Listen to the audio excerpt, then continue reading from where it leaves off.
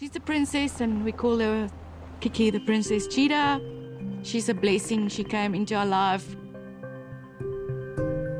She was born 30th of March.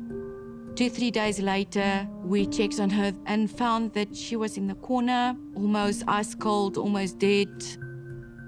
That's when we realized something serious is wrong here. She was in a very bad state.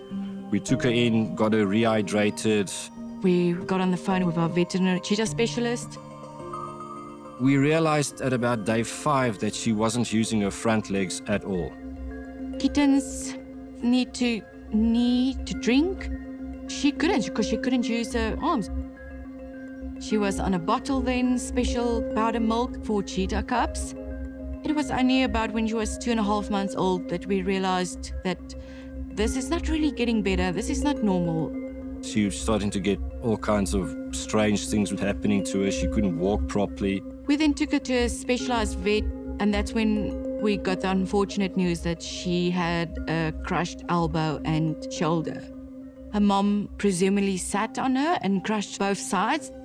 And everybody said that there's nothing we could do about it. We couldn't replace anything. And by then, Kiki almost adapted already. Kiki was different. I think she always knew she was different.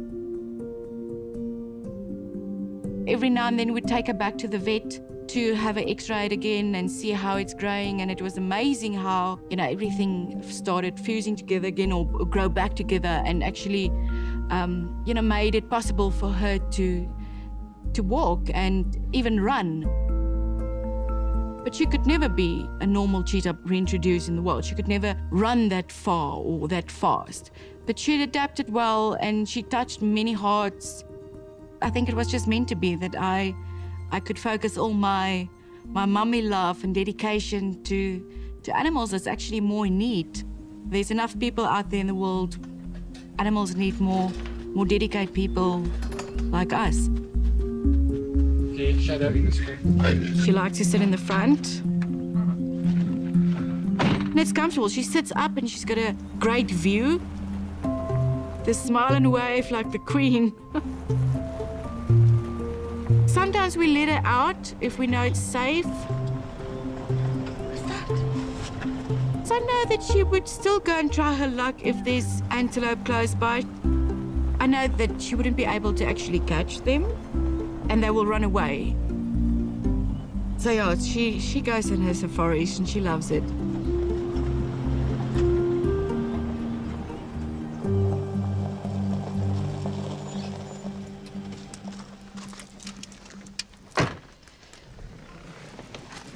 Come, let's go eat. Come, my girl. Come. Come. Lunchtime. Come, Kix. Sabu. Come, Kiki. If she was in pain, she wouldn't walk around and follow the other cats and so on. So she's got a bit of stiff legs, but obviously there's no pain because she's up and about all the time.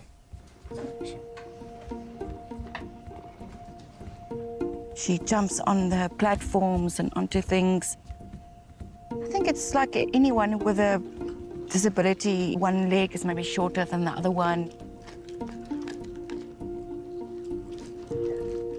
You walk differently. Doesn't mean you're in pain necessarily, but you walk differently.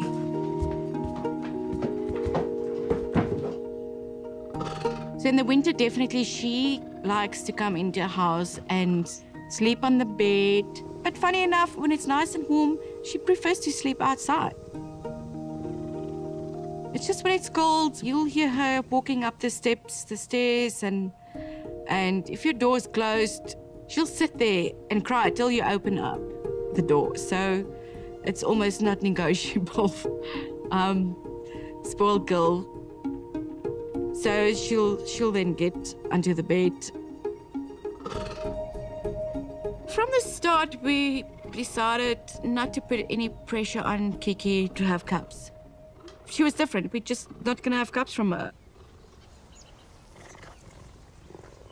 And then we had a long conversation with a veterinary specialist that said it shouldn't be a problem for simple reasons. She's not hunting. So he said if she wants to mate, let her mate. We then got a male in to mate with one of our other females. She wasn't interested in the male, but Kiki couldn't leave this male alone, and she used to cry at the gate to go down to the cheetah camps to meet him. With cheetahs, if the female doesn't want that male, she will not accept him. And sometimes you can have 10, 12 different males for that female, and she won't be interested in any of them. And she started flirting with him, literally. The way that cheetah females show that they're interested in a male is that they roll in front of them. They'll make noises and they'll actually roll one side. And she just kept on doing this. I was actually ashamed of my firstborn being such an easy girl. We said, okay, well, the male's not aggressive. Let's open the gate and see. And they did it.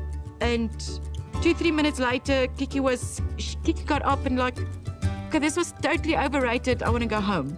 We thought it was so quick, maybe it didn't happen. And then she started putting on weight and it started to show. And it was amazing. And we were like, gosh, you know, what did we do? This really happened. She's going to have babies.